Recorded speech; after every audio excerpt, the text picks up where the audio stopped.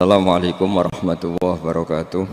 Bismillahirrahmanirrahim. Ketika Rasulullah wafat, itu separuh sahabat hampir mayoritas, ya Rasulullah kita semua ingin kita dulu yang meninggal karena engkau begitu penting. Maka jangan meninggal dulu, kita yang meninggal. Kalau kita yang meninggal itu gak apa-apa, tapi kalau engkau penting, jangan meninggal. Tapi ada saja sahabat, lah tidak seperti itu. Saya suka Rasulullah meninggal dulu. Alasannya masuk akal.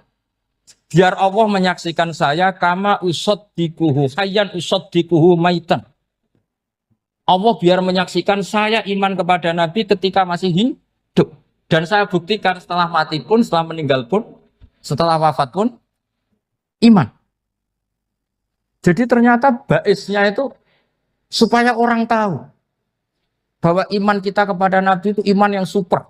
Jika ketika beliau sugeng ya kita iman, setelah wafat juga kita iman. Kai usaddikuhu maitan kama usaddikuhu hayyan. Supaya saya mentasdikkan beliau setelah meninggal sebagaimana kita mentasdikkan beliau saat masih hidup. Dan ternyata Allah ridho dengan perkataan sahabat itu.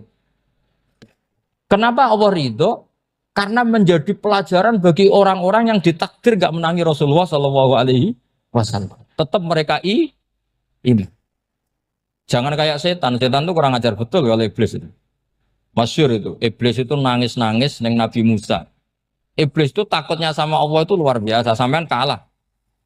Iblis itu setiap ketemu malaikat karena dia ngerti alam gaib, mesti apa itu? Kama sali syaitan idqala lil insani kufur falamma kafara qala inni bari'um minka inni akhafu wa rabbal alamin. Jadi setan iblis itu paling sering bilang inni akhafu wa rabbal alamin karena iblis itu tahu surga, tahu neraka, tahu kekuasaannya Allah. Jadi takutnya sama Allah luar biasa. Makanya setiap dia mengajarkan kekafiran, setelah orang itu kafir gimana? Inni bari'um minka inni akhafu wa rabbal alamin. Saking takutnya sama Allah, suatu saat iblis ini datangi Nabi Musa. Karena tahu Nabi Musa itu kalimullah. Orang yang bisa komunikasi langsung dengan Allah. Ya Musa ya kalim Allah, saya ini makhluk. Saya takutnya sama Allah luar biasa. Tolong rayukan Allah supaya nerima tobat saya. Karena dirayu terus lama-lama Nabi Musa bilang, oke, tak rayukan Allah. Sama Allah. Karena Musa kekasihnya, ya Allah, iblis punya ingin tobat. Tolong dikasih hak tobat. Kata Allah, oke. Dia bisa tobat. Asal mau sujud di makamnya Nabi Adam. Karena kesalahannya dia gak mau sujud sama Nabi. Semenang Nabi Musa karena ada cara untuk iblis menjadi tobat. Dikasih tahu sama Nabi Musa. Alhamdulillah kamu diterima tobatnya. Syaratnya apa? Sujud ke kuburannya Nabi Adam. Wah iblis ya tahu aslinya terus. Asjuduhu maitan wa qatla asjuduhu hayyan. Oh zaman urip aku ora gelem, mbok nek wis mati. Oh dasar setan itu. Zaman urip aku ora gelem wis mati mbok kon sujud. Kumat maksudnya terus ya sudah terus sampai sekarang akhirnya. Kalau sekarang sudah tidak mungkin lagi karena nggak ada Nabi Musa. Jadi ijtihadnya sahabat melihat wafatnya Rasulullah itu beda-beda dan ternyata semuanya diridhoni Allah. Karena ternyata yang suka Nabi wafat dulu adalah ingin supaya umat Islam tetap mencintai beliau, iman sama beliau, tasdik sama beliau, sebagaimana tasdik zaman sugeng. Makanya kita harus mencintai guru-guru kita. Uhibbuhu maitan kama uhibbuhu hayyan. Saya sampai sekarang itu ya merasa Mbah Mun itu tidak meninggal. Saya masih merasa kalau bapak saya tidak meninggal. Karena kita mencintai beliau-beliau ketika hidup dan ketika wafat itu sah. Karena beliau-beliau sama kita juga seperti itu. Rasulullah itu ketika mendekati wafat, ya bahasa halusnya intaqala ila rafiqil a'la. Itu Nabi kalau ngedikan tuh rileks sekali. Hayati khairun lakum wa wafati khairun lakum. Cong aku nak uripku ya apik. Engko nak aku wis kapundhut ya apik. Fa amma hayati fali asunna lakum as-sunan. Sebagian riwayat fa innakum tuhadditsuna anni wa uhadditsu ankum. Kalau saya masih hidup, saya bisa mengajarkan kamu sunnah, mengajarkan kamu tradisi-tradisi yang benar. Dan ketika aku mati, ketika aku sudah wafat, maka saya jejer Allah, kata Nabi. Saya berdampingan dengan Allah, maksudnya dekat Allah. Tentu bila kaifin walan hisab. Terus sudah fa inna amalakum, amal-amal kamu diperlihatkan ke saya. Berhubung saya sudah dekat Allah, kalau amal kamu baik, saya muji Allah. Kalau amal kamu buruk, saya langsung mintakan ampun kepada Allah. Jadi Nabi rileks sekali. Artinya saya hidup bagus karena bisa ngajarkan kamu as-sunan wa syara'i'. Kalau saya wafat karena saya dekat Allah, kalau kamu baik saya muji Allah, kalau kamu buruk saya mintakan ampun kepada. Guru-guru kita juga seperti itu. Justru setelah wafat beliau-beliau punya kesempatan dekat sama Allah, dekat sama Al-Malail A'la sehingga mendoakan apa? Nah terus kata Sayyid Muhammad, wala taqulu lima yuqtalu fi sabilillahi amwat. Kamu jangan pernah berkeyakinan atau berpendapat atau berkomentar kalau orang-orang yang mati fi sabilillah adalah berstatus apa? Mati, amwat. Kalah. Terus kata Sayyid Muhammad, hadza li amatis syuhada. Ketentuan ini bagi umumnya syuhada. Artinya gini, umumnya syuhada saja tidak berstatus amwat. Apalagi hadza Rasulullah, sayyidul syuhada, sayyidul anbiya, sayyidul mursalin. Tentu tidak pernah berstatus amwat. Ya saya ulang lagi ya, jadi zaman cara berpikir amatus syuhada, syuhada yang umum saja berstatus hidup, tidak boleh distatuskan amwat. Apalagi Rasulullah itu sayyidus syuhada, sayyidul anbiya. Maka status beliau pasti hayyun la yamut, pasti beliau itu hidup tidak. Dan karena beliau itu asfaq, sangat sayang kepada kita, sebagaimana zaman beliau hidup itu sayang kepada kita, sampai nangis-nangis minta hak syafaat, maka setelah meninggalkan pun beliau pasti sayang kita dan pasti berusaha supaya kita diampuni oleh Allah Subhanahu wa ta'ala. Sehingga ada sahabat yang tadi berpendapat kalau saya nggak masalah Nabi wafat dulu. Supaya Allah menyaksikan saya usaddiquhu maitan kama usaddiquhu hayyan. Jadi ini cerita ya, cerita sudut-sudut mana. Fikih itu penting sekali. Kata Sayyid Ali yang Shahibu Simtud Durar itu, wabihi qiwamus syariah. Yang bisa mengawal syariat itu hanya fikih. Fikih itu ya kalau yang paling gampang untuk kita misalnya punya Fathul Qorib, Fathul Mu'in, Fathul Wahab. Tapi yang faham betul, mesti faham itu ngelotok, setengah hafal. Jangan bawa kitabnya tok, yang penting sekian semester terus selesai. Itu sama-sama dosa, itu dosanya ya dosa, mahasiswanya juga dosa. Karena sudah terlanjur sarjana agama, ternyata nggak bisa, itu kan mendingan ndak sarjana agama. Itu saya tak cerita sama Kiai Roba, itu ada fatwa Kiai, Kiai juga wali. Suatu saat ada penyanyi dangdut top terkenal di Indonesia itu nyanyi dangdut. Ya penyanyi ya dai. Entah itu hakikat, entah majas, tidak tahu. Itu Kiai itu fatwanya lucu. Kalau kamu datangi dia pas main dangdut, masih saya beri izin. Tapi kalau datangi dia pas pengajian, itu tak larang. Kan santrinya jadi eskal. Ini pas pengajian dilarang, pas dangdutan kok malah dapat izin. Tapi bukan berarti halal ya, dapat izin. Dapat izin kan potensinya bisa karena dilarang lah ya tetap belerot. Terus suatu saat si santri ini setengah wali, tidak wali tapi setengah. Ya. Lama-lama itu memahami gurunya. Memahami gurunya ternyata sirinya begini. Kalau seorang penyanyi yang tidak pernah ngaji, kemudian ngomong agama, itu potensinya itu fadallu wa adallu, sesat dan menyesatkan. Tapi kalau dia sedang nyanyi dangdut, penyanyinya cowok, sama jangan bayangkan dangdut putri, enggak, itu cowok sudah tua lagi. Jadi potensi halalnya ada lah maksudnya untuk, tapi tidak alat musiknya, orangnya. Tapi kalau dia nyanyi itu paling dosanya hanya nyanyi. Saya ulang lagi, murid tadi akhirnya paham kalau datangi pengajian itu artinya ikrar kalau dia seorang dai atau seorang yang layak ngomong apa? Agama. Itu lebih bahaya karena kita santri, apalagi kita doktor atau MM, terus ngekrori orang yang nggak jelas asal usulnya. Tapi kalau nyanyi kan nyanyi saja. Sehingga itu menjadi fikih. Bahaya terbesar dalam fikih adalah apa? Mengkaji fikih tidak dari ahlinya. Ya saya ulang lagi ya, mengkaji fikih tidak dari apa? Ahli.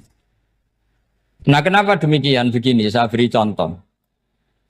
Ilmu fikih itu tentu pertama dari Rasulullah SAW.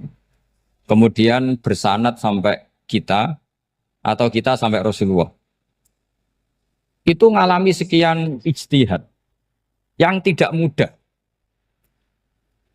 Saya beri sekian contoh. Dulu Imam Syafi'i itu sukanya sama guru yang miskin, ya karena rata-rata santri juga miskin. Jadi mesti ngidolakan guru yang miskin. Karena sesama miskinnya harus berkoalisi. Tapi akhirnya gurunya Imam Syafi'i itu miskin sekali. Namanya Muslim bin Khalid Az-Zanji itu miskin. Sufyan As-Tsauri miskin. Sufyan bin Uyainah miskin. Setelah ngaji di Medina itu Imam Malik itu kaya. Pas itu Imam Malik sudah kaya. Setiap ketemu Imam Syafi'i dikasih uang. Sampai ketika Imam Malik itu bilang, kamu sudah alim, ilmu saya sudah habis, kamu ngaji sama yang lain. Sama siapa? Kata Imam Malik, orang yang sealim saya sudah meninggal, namanya Abu Hanifah. Tapi dia punya murid, namanya Muhammad bin Hasan Asy-Syaibani, kamu ke sana. Terus Imam Malik datang ke Baki. Dulu Baki itu pasar rental, ya Grab lah kita sekarang. Itu mengumumkan, siapa kafilah yang mau ke Irak? Kita ya Imam Malik, dibayari sama Imam Malik. Ini yang antar ke Irak, ke Muhammad bin Hasan Asy-Syaibani. Imam Malik mulai ngeper. Guru saya yang miskin tidak pernah nyangoni, guru-guru saya yang kaya sering nyangoni. Mulai memasalahkan kiai miskin, gitu. Kira-kira seperti itu mulai masalah. Setelah datang ke Irak, di Muhammad bin Hasan Asy-Syaibani itu si Muhammad bin Hasan Asy-Syaibani itu kalau ngitung uang itu di meja tamu. Jadi punya emas lantaan, punya uang. Kira-kira kalau Indonesia punya rupiah, punya dolar, dihitung itu di ruang tamu. Kata Imam Syafi'i, saya dengan Imam Malik saja enggak serk, ini lebih kedonyan lagi kiai. Ngitung uang itu di ruang tamu. Terus akhirnya si Muhammad bin Hasan Asy-Syaibani ini ahlul usul, dia pakar usul. Kamu heran sama saya? Iya, kiai kok kedonyan. Dia ngomong gitu. Tapi kata Muhammad bin Hasan Asy-Syaibani, kalau kiai tidak boleh kaya, itu tak kayak wong fasik. Ben gue demenan, gue mabuk. Oh jangan, nanti dipakai maksiat. Penjenengan mawon kersane digetoat. Berarti kiai oleh sugih. Mun pun angsal-angsal. Semenjak itu jadi satu fikih bagi Imam Syafi'i. Ternyata kalau mengharamkan kiai sugih, berarti membolehkan yang fasik sugih. Kalau yang fasik sugih bisa dipakai i'anah alal maksiat. Semenjak itu mindset pikiran Imam Syafi'i rubah. Saking rubahnya sampai beliau berpendapat orang bisa beli Alphard, kok beli carry itu haram. Bisa jadi bupati kayak Pak Roba jadi RT haram. Pokoknya gitu. Bisa keren kayak Gus Bak kok jadi orang pendengar haram. Pokoknya haram terus. Karena dalil beliau al-Islam ya'lu wala yula'aleh. Coba sampean ridho misalnya jadi orang Gresik dipimpin orang yang enggak sholat, ridho enggak? Enggak. Atau sholat tapi enggak bisa ngaji, ridho enggak? Ketika yang bisa ngaji berpotensi jadi buba, terus keterusan. Karena Imam Syafi'i keterusan, ya umatnya keterusan. Akhirnya orang-orang Syafi'i itu politikus rata-rata. Ya, makanya sama jangan kaget sama Baruba. Kakak saya wakil bupati ini. Putranya Mbah Mun ada yang wakil apa? Gubernur. Dulu Gus Wahid yang menteri agama. Itu asal usul dari perubahan fikih, mindset, cara berpikir Imam Syafi'i. Jadi dulu itu fikih ditemukan itu jelimet, ada perdebatan. Itu tidak hanya pada level ulama, pada level Nabi pun ada perdebatan. Jadi jangan kira Nabi itu tidak debat, ya debat. Nabi itu asal seangkatan itu mesti debat, termasuk debat dengan malaikat. Jadi kalau perlu ya debat sama apa? Karena malaikat itu kan lugu itu gak iso mikir. Karena kalau malaikat iso mikir bisa jadi rektor. Nanti kasihan Pak Salam ini. Malaikat gak boleh jadi rektor. Malaikat Israel itu nggak tahu etika. Jadi beliau ketika mau membunuh, mencabut nyawanya Ibrahim datang, ya Ibrahim saya ini disuruh nyabut nyawa kamu. Kata Ibrahim, wah kamu itu pasti salah. Kamu tahu saya siapa? Saya ini Khalilur Rahman, kekasih Allah.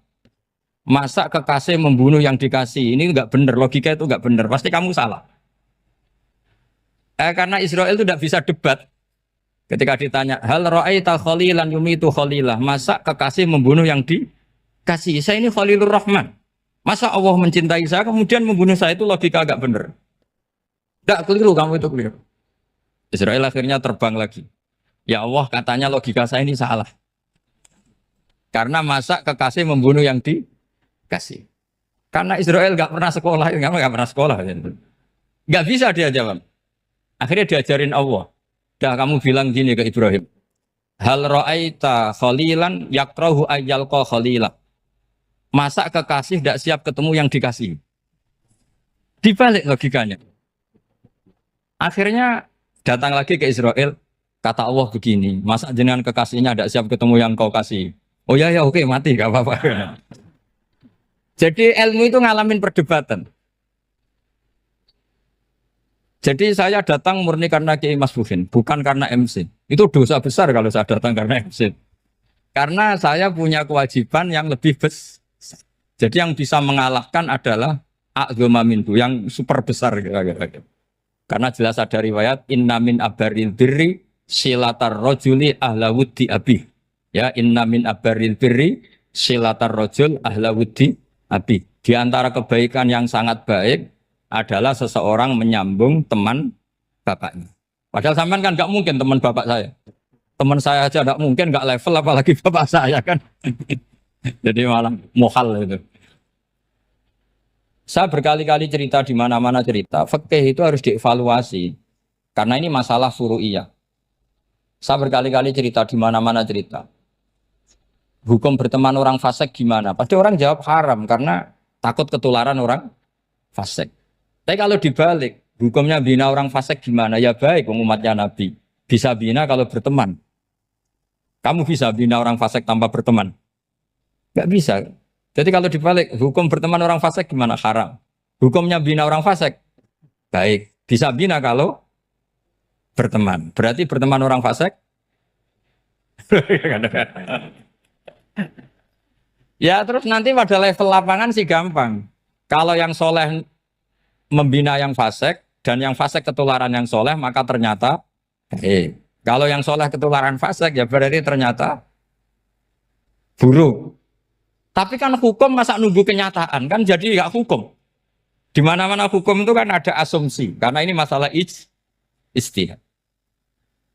Nah itu yang dilakukan para ulama kita. Jadi sampean harus mengkaji fikih secara detail karena tidak hanya kita yang khilaf.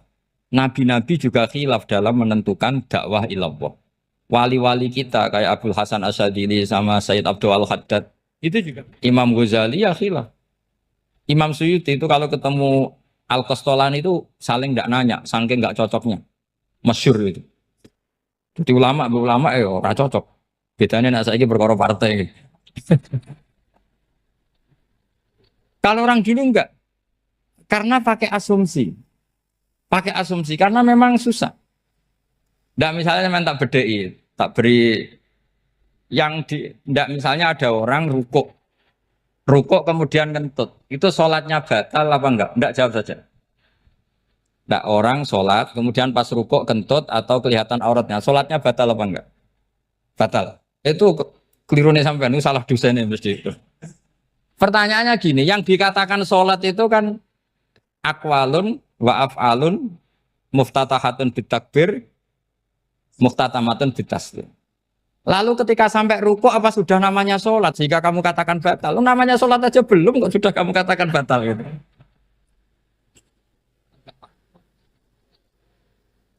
Iya kan? Jadi kalau aku mau sholat pas rukuk ngetut batal atau ora? Mestinya jawaban yang benar, ya ora sholat jadinya gitu. Karena kalau dikatakan sholat, definisinya harus sampai salah. Tapi kan kita nggak mungkin ngomong seperti itu kan dianggap majnun. Padahal itu yang benar, yang punya kecerdasan. Nah makanya pertanyaannya, fikih itu ngikuti bahasa awam apa bahasa istilah? Kalau ngikuti bahasa awam ya kayak tadi, sholat kok pas rukuk kentut maka batal. Sebenarnya yang batal itu sholatnya apa rukuknya? Nah makanya terjadi perdebatan. Kalau yang pakar-pakar usuli itu salah istilah itu nggak mau. Saya ulang lagi, kalau pakar-pakar usuli itu salah istilah itu nggak mau. Terus misalnya tak beri contoh lagi. Kalau imam itu sudah salam pertama, Salam pertama itu yang rukun kan salam pertama. Berarti setelah salam pertama imam sudah keluar dari sholat apa belum? Yakin? Ya, sudah. Sekarang sama tak bedai. Lalu makmum itu kesunatan langsung berdiri apa nunggu imam salam kedua? Enggak, jawab satu. Nunggu salam kedua kan? Dan itu kriminalis sampai Anda dalam sufi itu. Kriminalnya begini. Berarti Anda bergantung sama orang yang sudah tidak sholat. Kata kamu setelah salam pertama dia sudah tidak sholat. Berarti kamu menginstruksikan makmum berhubungan dengan orang yang sudah tidak sholat. Karena sudah keluar dari sholat ketika salam pertama. Kalau kamu di debat gitu gimana jawabnya? Pusing kan? Berarti robtul makmum bisolatiman sing wis laisa fi sholatin. Berarti menggantungkan sholat sama orang yang sebetulnya sudah tidak sholat. Ada yang jawab, sebagian ulama fikih tetap disunatkan menunggu salam kedua. Karena salam kedua itu masih paket meskipun tidak rukun. Dia paketnya selesai. Tapi selalu pertanyaannya gini, lalu setelah salam pertama itu imam masih sholat gak? Sudah sama pernah dijawab toh? Nah ini pentingnya bodoh, gak mikir sebenarnya. Jadi makanya bodoh itu barokah karena gak mikir. Jadi soalnya Rabbana ma khalaqta hadza apa? Batila. Sing bodoh ya barokah, sing pinter ya barokah. Sera barokah maksiat. Serana barokah plus. Jadi ilmu itu harus mengalami satu gesekan karena logika itu bisa dibalik. Nah karena ilmu itu mengalami satu gesekan, satu logika yang bisa kayak iya kayak enggak. Sehingga jargon di dunia ijtihad itu begini. Ra'yuna shawabun yahtamilul khata' wa ra'yuka khata'un yahtamilus shawab. Pendapat saya benar tapi mungkin salah. Tapi pendapat kamu taruhannya salah dulu tapi yang mungkin benar. Jadi mustahid kalau kata mustahid itu lucu. Ngomongnya itu ra'yuna shawabun yahtamilul khata'. Pendapat saya tarifnya benar dulu tapi yang mungkin salah. Kalau pendapat kamu salah tapi ya mungkin benar atau mungkin bisa salah ya tidak tahu pokoknya mungkin benar. Nah kenapa demikian? Begini, di luar masalah tauhid, saya ulang lagi di luar masalah tauhid, itu tentu ada masalah-masalah yang sifatnya ijtihadiyah. Ya saya ulang lagi, yang sifatnya apa? Ijtihadiyah. Dan ijtihadiyah ini nggak pernah selesai karena muqtadul hal, konteks kesejarahan maupun konteks kesempatan itu tidak sama. Dulu kiai-kiai itu ngaramkan dasi, ngaramkan celana karena yang celananan yang dasinan itu penjajah. Sehingga mantas sabah biqaumin bahwa minhu. Tapi lama-lama kiai-kiai itu ya pakai dasi, pakai celana. Ya karena dianggap sudah tidak mantas sabah biqaumin bahwa minhu. Ini ngalami pergeseran. Semua ijtihad itu ngalami pergeseran. Lalu pertanyaannya begini, lalu ijtihad apa Gus yang permanen? Yang permanen ya ijtihad dengan alatut ijtihad apa? Ijtihad. Saya beri contoh misalnya begini. Nabi Musa itu yang ngalami ijtihad. Kata beliau karena kangen Allah, itu ingin melihat Allah karena kangen. Rabbi arini anzur ilai. Qala lan tarani walakin anzur ilal jabal. Ya sudah namanya orang kangen ya ingin melihat. Ya sudah gitu aja. Sehingga ahli ilmu kalam itu berdebat. Kalau kata ahli sunnah, karena Nabi Musa minta ingin melihat Allah, berarti melihat Allah itu jaiz, mungkin. Karena Nabi gak boleh bodoh meminta sesuatu yang mau hal. Maka antipatinya ahli sunnah terhadap pendapat Mu'tazilah itu antipati. Karena menurut pendapat Mu'tazilah, Allah itu qadim, Allah itu laisa kamislihi syai'un, sehingga gak bisa dilihat. Pertanyaannya adalah berarti Nabi Musa meminta sesuatu yang muhal. Itu bodoh sekali sampai nggak tahu mana muhal, mana apa? Jaiz. Makanya kata Imam Ghazali, masa Nabi Musa yang Nabi nggak tahu kalau melihat Allah itu muhal. Sampai minta berarti nganggap itu jaiz atau boleh. Itu cara pandang orang-orang ahli sunnah apa? Wal jannah. Tapi tetap saja sebagian ulama itu ya balelo. Yang kayak Mu'tazilah itu ya balik loh. Cara berpikir pokoknya itu karena kangen, bukan karena mungkin atau tidak mungkin. Jadi nggak mungkinnya tetap tidak mungkin. Terus mereka dalil la tudrikul absar wa huwa yudrikul absar. Nah, sudut pandang ini akan terus. Ada seorang wali ditanya, kalau kamu di surga ingin melihat Allah apa enggak? Jawabnya enggak. Kenapa ya? Kasihan Allah. Terus kenapa ya? Unazzihu dzalikal jamala an-nadhari misli. Saya tidak ridho Allah yang hebat, yang keren, kemudian sing delok di rumah aku wong resik. Koyok gak ngergani pangeran. Seben sing delok Allah ben golongane Nabi Muhammad, Nabi Ibrahim, kowe ra usah ngilangi keren. Maksudnya itu. Jadi ada ulama itu jadi wali kalau sholat itu karena di soft belakang. Tapi jangan ditiru. Itu kan nggak lazim ya. Lazimnya kan afdhalus sufuf as-saful awal. Ketika ditanya, kenapa kamu kalau sholat di belakang? Cek GR koyok wani suwan pangeran gak ngarep. Aku sungkan dadi kok gulir. Kalau sampean kan karena males bukan karena sungkan. Jadi itu artinya rasa ya. Makanya nggak bisa, nggak ada ijtihad itu tidak mungkin karena perasaannya orang itu beda-beda. Itu Sayyid Abdul Al-Haddad itu kalau ngendikan masyhur. Man da'a li dzalimin bil baqa faqad ahabba yusawwa fi ardi. Orang yang mendoakan orang fasik masih hidup, gak mati-mati, itu berarti suka kalau Allah dimaksiati di buminya. Wong fasik kelakuannya rak maksiat, nak mbok dongakno mari. Itu berarti kamu ingin Allah didurakani terus menerus karena si fasik masih hidup. Tapi kalau Abu Hasan As-Sadili cara ngendikan gini, kalimatnya persis.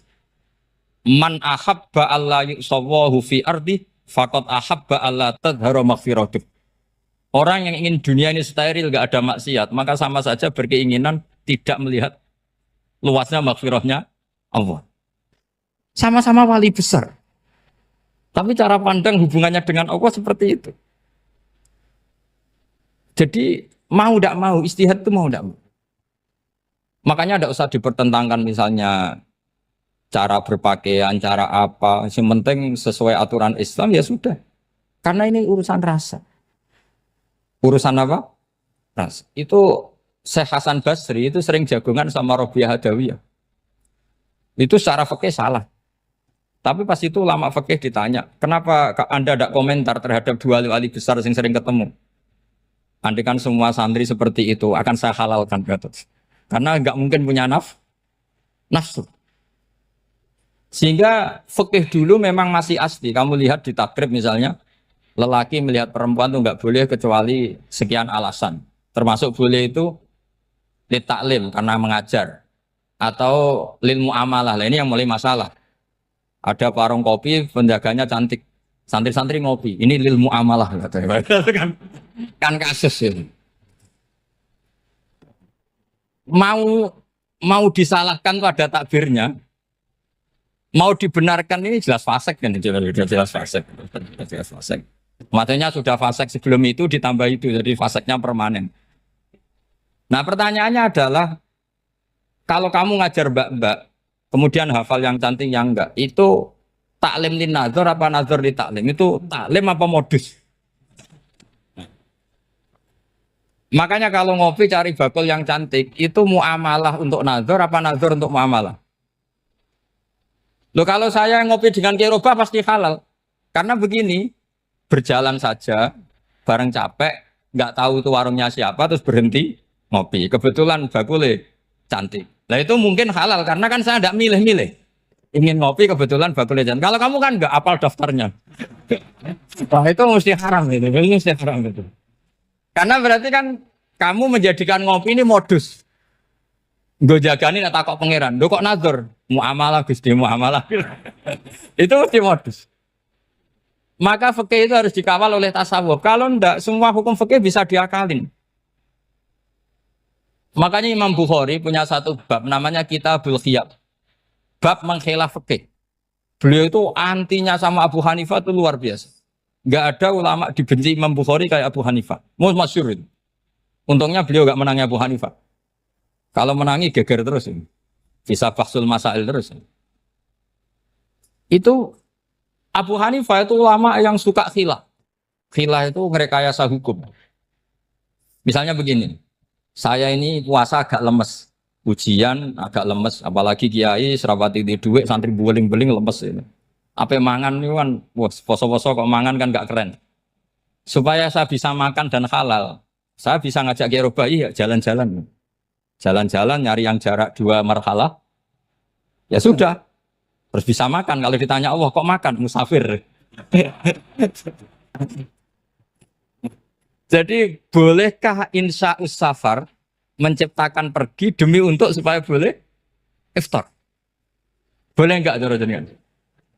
Enggak boleh, alasannya apa? Kan pergi.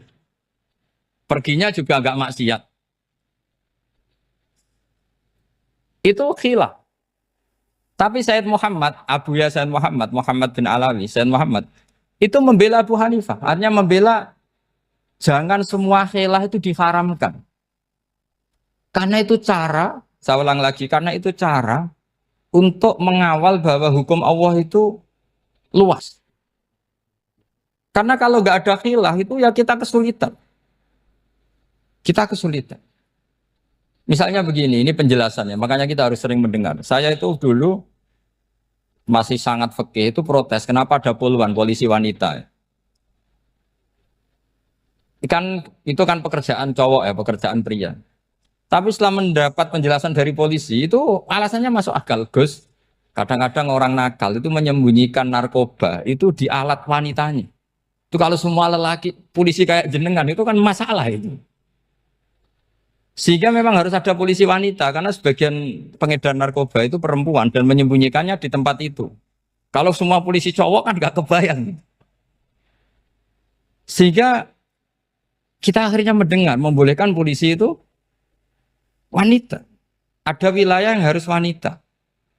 Begitu juga ada pertanyaan, kenapa sih dokter kandungan itu cowok? Saya punya banyak santri yang muhibin saya itu dokter kandungan.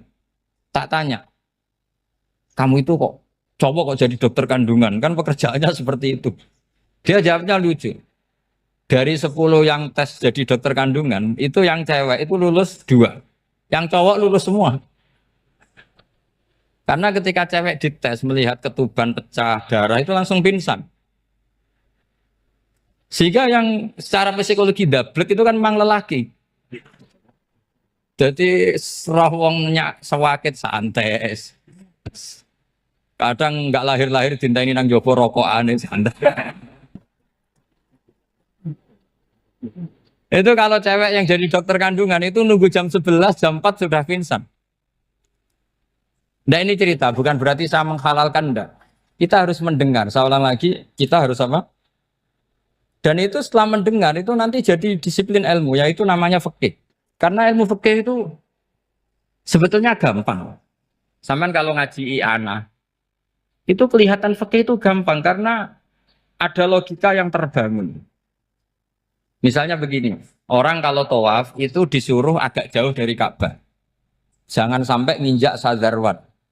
Karena sadarwan itu pondasi itu ikut Ka'bah. Kenapa begitu? Ya jenenge ra muteri Ka'bah, ide-ide Ka'bah. Jadi sebenarnya sederhana logikanya. Sing jenenge muter itu di luar itu kita muter. Nah kalau nginjak pondasinya namanya gak muteri Ka'bah tapi ide-ide Ka'bah. Ya jadi sederhana sebetulnya ya masuk akal. Jadi fikih itu nggak ada yang iskal, sebetulnya masuk akal. Tapi karena kita nekuni itu tidak serius, maka terus jadi paradok. Saya beri contoh lagi, ini sebagai penghormatan saya sama Kiai Mas Bukin, karena ini sudah namanya fakih. Kalau ada ayam jago ditabrak truk, terus kejet-kejet, andai kan dibiarkan pun mesti mati. Karena gerakannya sudah harokatul masbuh. Terus kamu sembelih, itu halal apa enggak? Enggak jawab, ayam jago loh. Kalau kamu katakan halal, dia sudah tidak punya hayatun mustaqirroh, kehidupan yang permanen. Andai kan kamu biarkan pun 1 menit lagi meninggal. Kejet-kejet kan prosedur saja. Maksudnya pantasnya mati ya kejet-kejet sih, tapi sebetulnya sudah pasti mati. Maka ini ada 2 ulama. Kalau kata Imam Malik tetap namanya halal. Karena ruhnya masih di situ. Sehingga ketika kita nyembelih, ya nyembelih hewan yang hidup.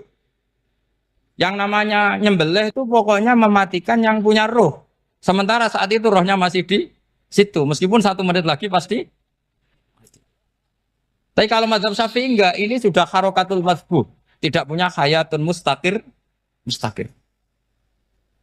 Sehingga dalam perdebatan ulama fikih itu lucu, kadang ya gampang mangkel nol.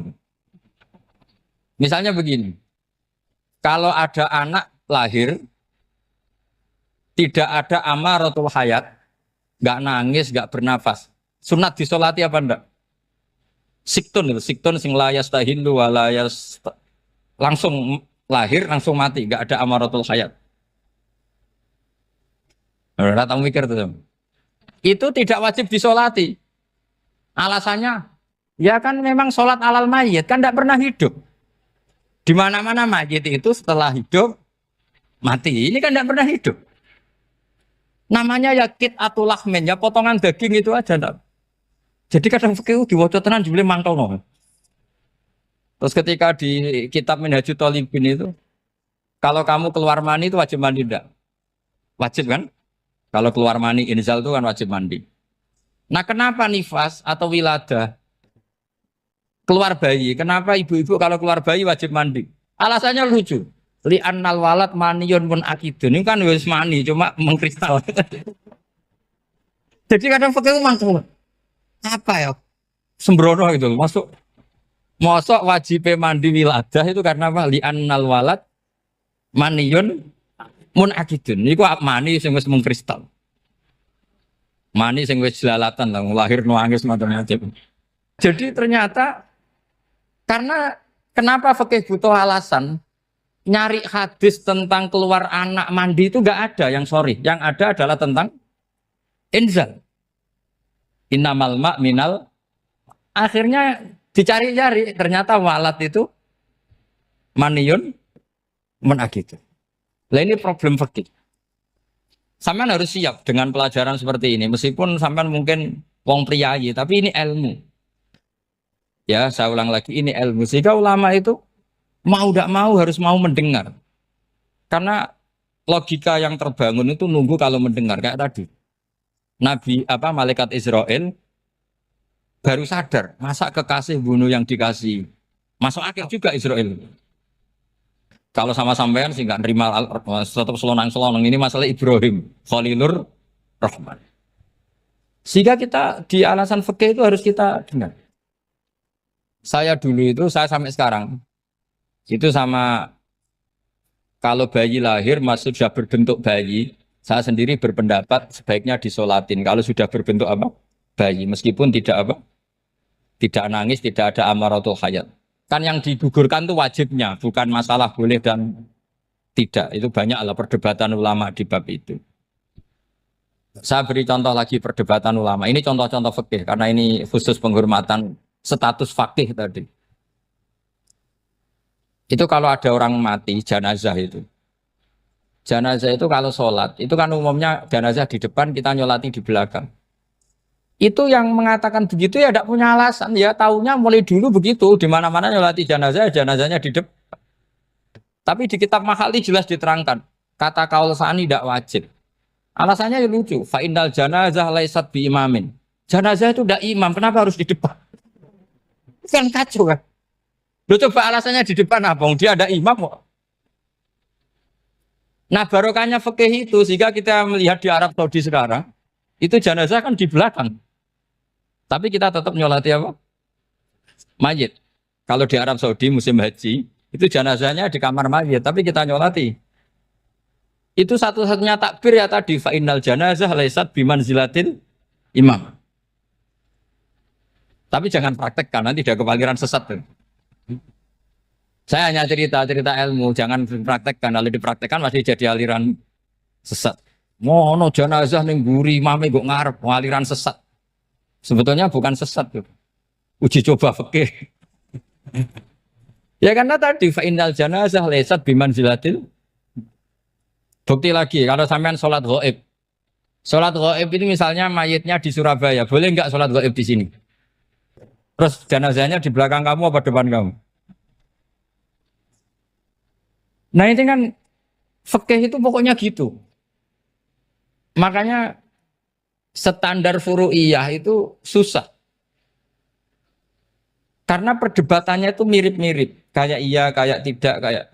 Makanya dulu zaman sahabat, Ada sahabat itu mencintai Rasulullah. Senengannya sowan. Bukti cinta sowan. Banyak juga yang sahabat bukti cinta Nabi itu tidak pernah sowan. Alasannya ganggu. Kenapa kamu jarang sowan Nabi? Saya sering jamaah sama Nabi, saya tidak pernah sowan. Kenapa? Ganggu. Biar Nabi kalau di rumah sama anak istrinya, saya tidak mau ganggu. Makanya saya termasuk kiai yang gak pati seneng disowani. Karena ya itu tadi. Kalau ngulang seneng saya, kalau disowani biasa saya. Kalau Kiai Roba itu nilai, nak pernah sepuh jadi rasuan nilai. Jadi beda, saya sering ditilii Kiai sepuh. Tapi bahasanya tentu tidak sowan, tapi nopo nilai. Kalau sowan itu maka kan nafkah itu seperti itu. Jadi ada disiplin, di situ ada disiplin ilmu. Yang kadang kita tidak cocok. Makanya Imam Syafi'i sendiri ngendikan kadang beliau dengan gurunya, dengan Imam Malik sampai ngarang ikhtilafu Malik. Beliau punya data yang beliau itu sedang nggak sama dengan gurunya, yaitu Imam siapa? Malik. Karena mindsetnya itu beda. Tidak sampai misalnya saya tanya, sholat itu harus menghadap kemana? Tidak, jawab saja. Kiblat kan. Ukurannya apa coba? Namanya madhep. Wajah apa dada? Imam Syafi'i milihnya dada. Sekarang praktekkan dalam dialog keseharian. Saya jagungan sama Kiai Roba seperti ini, terus wajah saya begini, madhep enggak? Nah itu masalah. Terus pertanyaannya, madhep dengan dada itu fis sholat apa fil qiyam?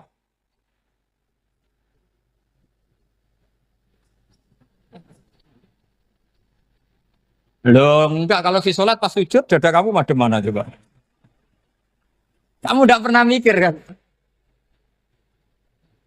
Ya madhep pakai dada itu kan kalau berdiri, kalau rukuk sama sujud.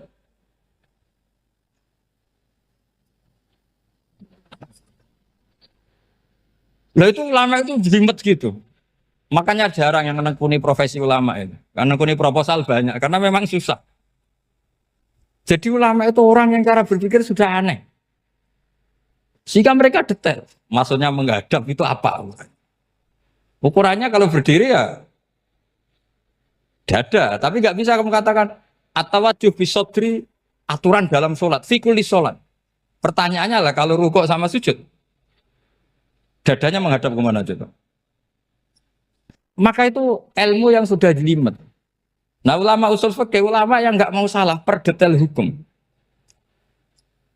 Sehingga menurut Imam Rafi'i, misalnya kalau beliau ditanya sujud itu gimana ya asal watul jabha ya sujud.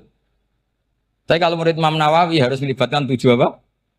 Anggota, yaitu al-jabhah, wal yaden, warrubaten, wal qadamain. Oke, Imam Nawawi kita ikuti. Tentu keseharian kita pakai Imam Nawawi. Yaitu berdasar hadis umirtu an asjuda ala sab'ati yumin al-jabhah, wal yaden, warrubaten, wal qadamain. Berarti berapa? 7. Tapi pernah saya cek di kitab karangannya Imam Syafi'i ketika beliau ngendikan saya suka kalau orang sujud itu melibatkan 7 anggota berdasar hadis ini.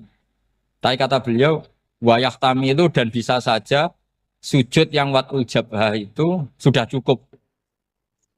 Terus kata Imam Syafi'i limada karena Nabi ketika sujud itu hanya ngendikan begini sajadalaka wajhi wa sam'i wa basori. Gak ada di hadis wayadi, warubati, wakodami. Ya sudah akhirnya. Nah, itu sudut pandang. Terus gugatan kedua begini. Ada orang Muslim yang sujud sama berhala. Untuk menjadi murtad itu harus 7 anggota apa cukup watul jabhah alal ardi? Untuk sah menjadi murtad itu. Untuk sah menjadi murtad cukup watul jabhah alal ardi harus 7 anggota. Untuk keabsahan murtadnya itu. Tidak jawab. Makanya ini tugas dosen-dosen ini meminterkan ini. Karena namanya sudah faqih. Faqih itu ahli faqih yang detail namanya faqih. Kalau ini mutafaqih. Jadi bukan tafakuha tapi tafakuha. Kayak tamarodon. Gitu. Jadi wazannya nanti itu wal idhari ma laysa fil waqi'. Jadi ini bukan gojlok, ini memang marah saya ini. Jadi kalau sudah pakai gelar fakih, harus fakih betul. Nah, mohon kalau mengkaji fikih itu harus detail. Minimal takrib itu setengah hafal. supaya konstruksi ilmu itu utuh. Saya sama lagi konstruksi ilmu itu, karena ilmu itu mesti ada yang apa ya? Ya rodok setengah salah itu, tapi disalahno ora kena. Ndak sampean tak bedheki, nak pancen bener langsung tak angkat jadi rektor. Nak bener tuh. Coba rukun sholat pertama itu apa coba? Rukun sholat pertama. Niat. Niat sama berdiri dulu mana? Ayo niat dulu baru berdiri, apa berdiri dulu baru niat? Berarti niat sama berdiri dulu mana? Rubah kan? Artinya kita mau bilang tartib, urutannya niat, berdiri, takbir, gak bisa. Yang dikatakan niat itu apa? Qasdus syai' muktaronan bifi'lihi. Berarti niat sama takbir harus bareng apa urutan? Bareng. Terus dengan qiyamnya urutan apa bareng? Bareng apa urutan? Loh enggak, kalau urutan berarti takbir dulu duduk, baru berdiri. Nah maka seperti ini itu mau tidak mau kita salah. Dikatakan tartib ya salah, dikatakan serentak ya salah. Cuma karena kita bodoh, gak tahu mikir itu. Alhamdulillah kan di situ itu. Lu coba niat sholat loh, niat takbir qiyam dulu man. Niat takbir qiyam dulu mana coba? Dulu qiyam. Enggak ada kitab yang mengatakan arkanus sholat awaluha. Oh, dianggap kitab kriminal maksudnya. Makanya ngendikane ulama-ulama di sarah-sarah, mau tidak mau sebagian istilah itu tasamuh. Tasamuh itu wis digawe gampang ngono kok repot. Karena kita tidak bisa detailnya. Coba misalnya puasa. Puasa Ramadan itu wajib apa? Tabiyyitun niat, nginep no niat. Sing darani nginep itu umure lama apa enggak? Lama kan? Sekarang sebelum 2 menit kamu baru niat, sah apa enggak? Sah. Itu sempat nginep apa enggak 2 menit itu? Enggak sempat kan? Jadi ilmu itu makanya kata ulama-ulama pokoknya ilmu itu mesti ono unsur tasamuh. Tasamuh itu ya tiga gampang. Apa? Tiga gampang. Misalnya Imam Syafi'i berpendapat mashu ba'dir roksi. Itu kata beliau walau sya'rotan fi hadir roksi. Meskipun satu rambut asal masih di wilayah kepala. Tapi kalau rambut itu dikeliwir, dibasuh di sini enggak sah. Karena sudah keluar dari batas apa? Kepala. Imam Syafi'i cara berpikir kan yes ngene iki jenenge basuh sirah. Tapi cara Abu Hanifah enggak. Ya enggak, yang namanya megang kepala itu ya minimal 1/4 lah. Masa gitu dikatakan megang. Lalu ulama usul fikih itu berdebat. Sesuatu itu sesuai masodaknya. Masodak itu yasduku alaihi kadza, yaitu ini tadi saya cerita ke Ibu Khen tentang ngaji Jamul Jawame. Ini ilmu yang di Jamul Jawame. Sesuatu itu ukurannya mayasduku alaihi kadza apa dengan takrif definisi. Misalnya gini, sholat itu batal dengan makan. Kalau kamu sholat makan batal enggak? Enggak, jawab saja. Batal. Itu satu upo apa satu piring? Enggak, jawab saja. Satu upo sudah batal. Sekarang bab makan di ngormat tamu. Cong tamuku keimangan. Iku sak upo apa sak piring? Nah ini kan tidak fair. Di bab tamu makan satu piring, tapi di bab sholat satu upo. Maka pertanyaannya, lalu penamaan sesuatu itu berdasar masodak, mayasduku alaihi ismu kadza, atau berdasar uruf?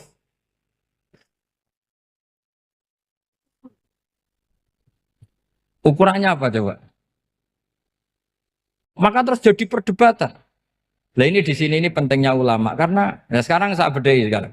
Cengkeh itu wangi apa enggak? Kategorinya cengkeh. Wangi kan? Kalau orang bikin kue tar pasti pakai apa? Cengkeh. Pakai wedang ronde supaya manis. Apa wangi dikasih apa? Cengkeh. Nah itu saya berkali-kali cerita. Pernah mau dipikirkan orang Islam itu nggak boleh rokok karena dianggap pakai apa? Mewangi karena ada apa? Cengkeh. Tapi terus didebat. Kalau gitu berarti orang Jumatan sunat rokok. Karena Jumatan disunatkan pakai pewangi. Wah itu kan akhirnya tuh, wah iya ya, repot ya kan. Jadi kalau cengkeh kamu kategorikan wewangen, yang orang Islam nggak boleh rokok karena pakai cengkeh yang wangi, konsekuensinya orang Jumatan sunat rokok karena berarti di masjid pakai apa? Pewangi kan sesat semua. Jadi itu ilmu. Makanya selain fikih mateng itu ada ilmu yang namanya usul fikih. Usul fikih itu yang neliti itu. Mayas duku alaihi kaza. Jadi yus ngono iku darani ngono. Saurang lagi. Ngono iku wis darani ngono. Ora perlu roh detail. Ya, saya ulang lagi. Wis ora perlu roh detail. Makanya Abu Hanifah itu misalnya basuh wajah. Wis angger kecelok ngene iki basuh wajah. Nek Imam Syafi'i kan detail. Mimba ini mana bitis syari sampai ila somahe uzunehi ila zakon. Terus mana bitis syari Imam Syafi'i nambah apa? Ghaliban. Kenapa ditambah ghaliban? Karena kalau orang budak mana bitis syarinya di sini. Jadi itu fikih. Jadi fikih itu jelimet. Padahal kita ini nggak pernah berpikir secerdas Imam Syafi'i, tapi akhirnya ya mikir juga. Agak ditambah ghaliban, mana bitis syarinya orang budak kan?